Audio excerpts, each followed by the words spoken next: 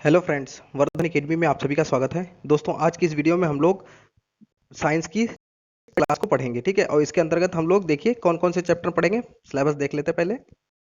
यहाँ पे देखिए, ये देखिए लिखा है रेशे एवं वस्त्र, रेशों से वस्त्रों तक की प्रक्रिया। तो इसी चैप्टर को हम लोग आज की वीडियो में पढ़ेंगे। और तो चलिए आज की वीडियो स्टार्ट करते हैं और देखते हैं इस लेसन में क्या क्या चीज़ें हैं।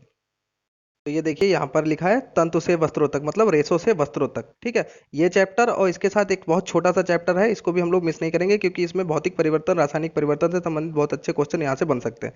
तो पास पड़ोस में होने वाले परिवर्तन और जो तंतु से रेशे तक, ये दो चैप्टर हैं, इनको हम लोग आज की वीडियो में पढ़ेंगे। तो चलिए स्टार्ट करते हैं और जो इंपॉर्टेंट चीजें हैं सिर्फ उन्हीं को देखेंगे, ठीक है। इसमें लिखा है वस्तु की अवस्था, आकार, रंग, स्वाद एवं गंध तथा प्रकृति में निरंतर होने वाले बदलाव को परिवर्तन कहते हैं, ठीक है। ये नॉर्मल चीजें हैं, परिवर्तन के बारे में यहाँ पे बताया गया है।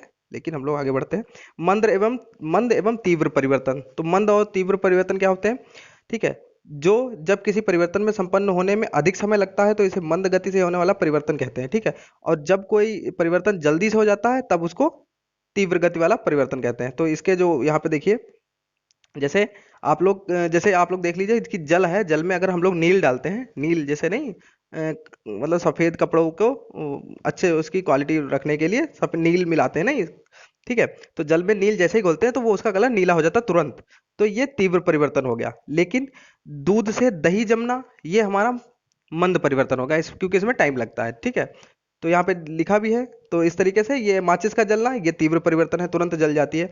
फूले गुब्बारे का फूटना, ये भी तीव्र गति का है, ठीक है। और सूर्य का उदय होना, ये भी आपका ये मंद परिवर्तन है। और अस्त होना ये भी मंद है, क्योंकि धीमे धीमे ये मंद होता है, ठीक है। तो इस तरीके से इसको देख लेते हैं। अब अनुकूल तथा प्रतिकूल परिवर्तन किसे कहते हैं, इस चैप्टर में बहुत थोड़ी ही चीजें हैं, बस इनको जल्दी जल्दी देख लेते हैं।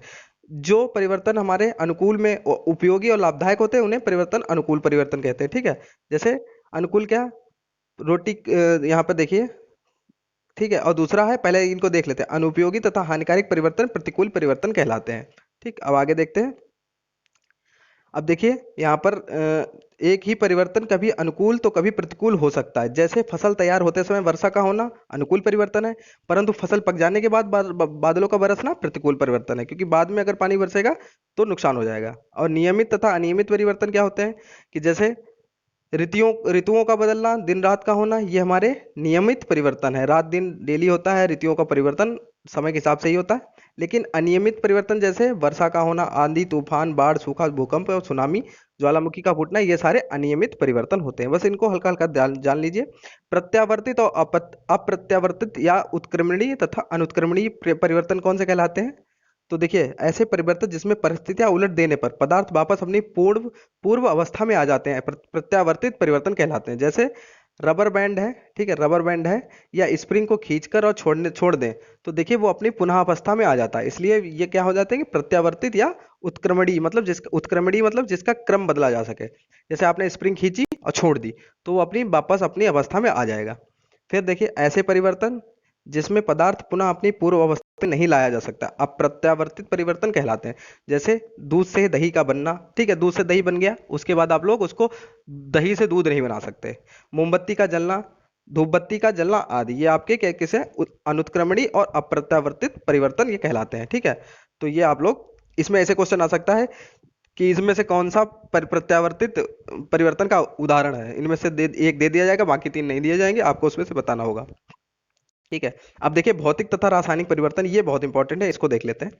नीचे यहाँ पर देखिए, ऐसा परिवर्तन जिसमें पदार्थ का रूप बदल जाता है, ठीक है, ऐसा परिवर्तन जिसमें पदार्थ का रूप बदल जाता है परंतु कोई नया पदार्थ नहीं बनता है, भौतिक परिवर्तन कहलाता है। भौतिक परिवर्तन के पश्चात सामान्यतः पदार्थ की पूर्व स्थिति पुनः प्राप्त की जा सकती है। मतलब ऐसा परिवर्तन बिल्कुल प्रत्यावर्तित परिवर्तन की तरह, ठीक है, उसमें पदार्थ का रूप बदल जाता है, लेकिन जब वो चीज हटा ली जाए, जो विशेष परिस्थिति उस पर लगाई गई थी वो जब हटा ली जाए तो वो पुनः अपनी अवस्था में आ जा सकता है, आ सकता है। जैसे पानी है, पानी को जब फ्रिज में रख देते हैं तो वो हमारा बर्फ बन जाता है, ठीक है, बर्फ बन जाता है। पानी का बर्फ बनना ये भौतिक परिवर्तन ही कहलाएगा। क्यों, क्योंकि देखिए बर्फ बन गया और जब वहां से आप लोग फ्रिज से बर्फ को निकाल दीजिए और सामान्य जैसे धूप या जैसे गर्मी में रख दीजिए तो वो वापस अपनी अवस्था में पानी में ही आ जाएगा। तो ये भौतिक परिवर्तन होगा क्योंकि वो पलट गया, ये, और इसको प्रत्यावर्तित परिवर्तन भी कहेंगे, ठीक है। इसके अलावा ऐसा परिवर्तन जिसमें एक या एक से अधिक नया पदार्थ बनता है रासायनिक परिवर्तन कहलाता है। रासायनिक परिवर्तन पश्चात सामान्यतः पूर्व पदार्थों को प्राप्त नहीं किया जा सकता।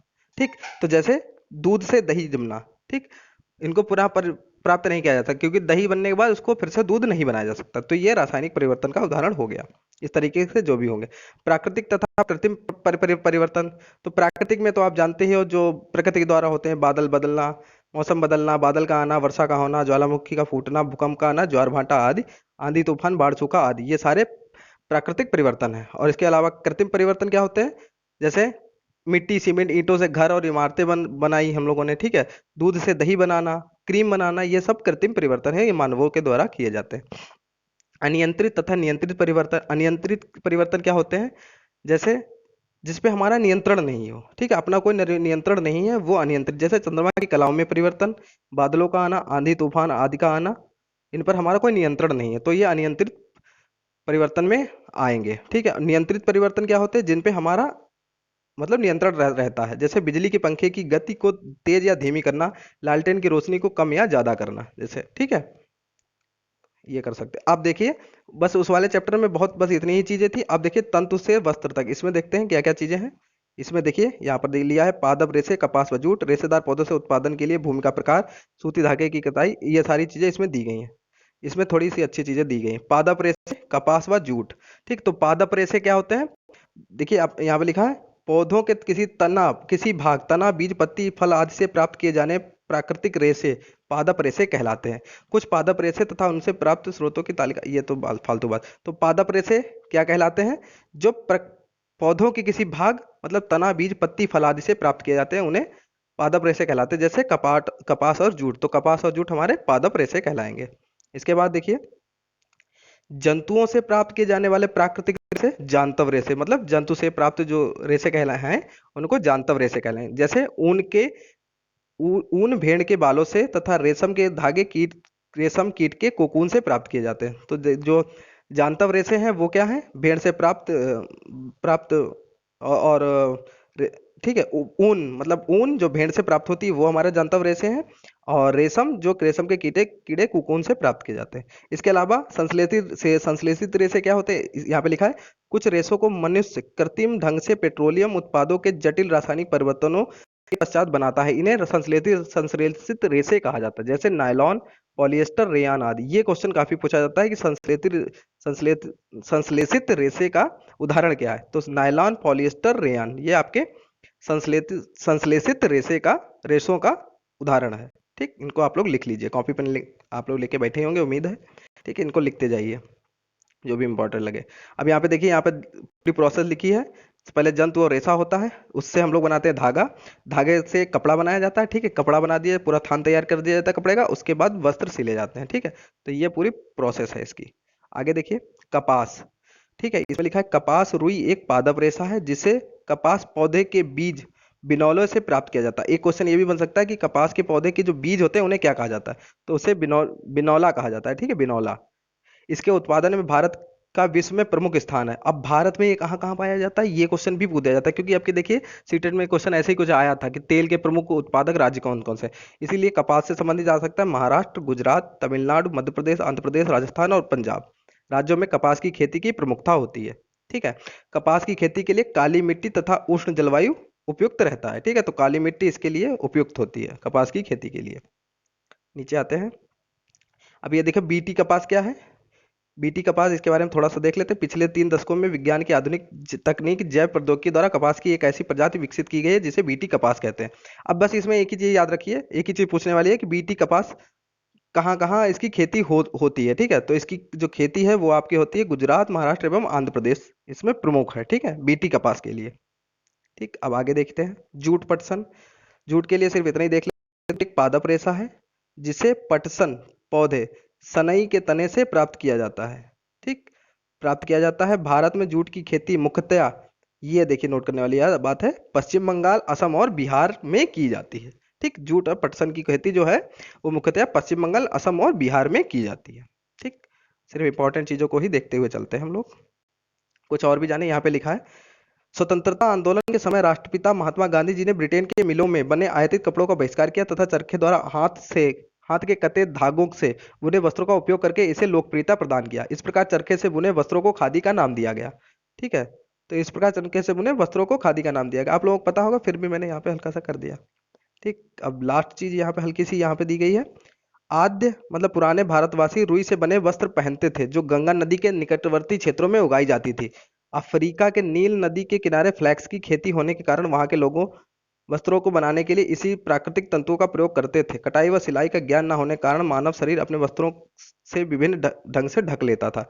ठीक, तो यहाँ पर देखिए, आद्य भारतवासी पहले क्या, रुई रुई से बने वस्त्र पहनते थे जो गंगा नदी के निकटवर्ती क्षेत्रों में उगाई जाती थी। तो कहाँ उगाई जाती थी? गंगा के निकटवर्ती क्षेत्रों में। ठीक, रुई। और जो फ्लैक्स की खेती वो कहाँ होती थी? अफ्रीका के नील नदी के किनारे। ठीक, ये भी क्वेश्चन बन रहा है यहाँ पर। ठीक है, तो ये दोनों चैप्टर्स में बस इतना ही है। ठीक है, सिर्फ इतनी चीजें थी दोनों चैप्टर में मिला के। और हम लोगों की थर्ड क्लास आज ये कंप्लीट हो गई। और जैसी भी आपको लगी हो प्लीज कमेंट में बताएं। और जो हमारा नेक्स्ट चैप्टर है, ठीक है, नेक्स्ट है, उसको भी मैं दिखा देता हूँ हल्का सा। ये देखिए, यहाँ पर जो हम लोगों का नेक्स्ट ये जो चैप्टर है, इसमें जो मटेरियल है इसमें बहुत ज़्यादा है, जीव जगत, और काफ़ी इंपॉर्टेंट है आप लोगों के हिसाब से। ठीक है, मतलब जो जूनियर की परीक्षा है उसके हिसाब से ये काफ़ी इंपॉर्टेंट है ये चैप्टर आपका। ठीक है, जीव जगत, इसमें दिखाते हैं कि कितना मटेरियल है इसमें। देखिए, अब देखिए हाईलाइट बहुत सी चीज़ें, बहुत बड़ा ले चैप्टर है, इसमें चीज़ें बहुत ज़्यादा हैं। तो इस चैप्टर को सिर्फ एक ही चैप्टर को अगली वीडियो में हम लोग पढ़ेंगे।